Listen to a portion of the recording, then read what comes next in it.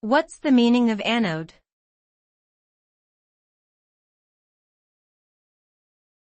Anode.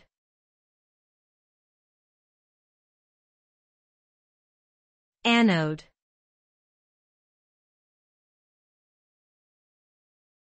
Anode.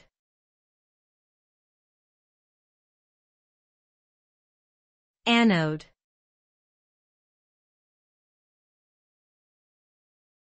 Anode.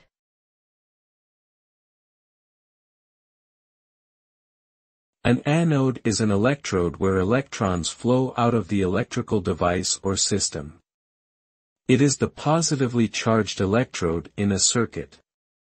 During electrolysis, the anode is the electrode where oxidation occurs, which means it loses electrons. In batteries, the anode is where the oxidation reaction takes place, generating electrons that are used to power the device.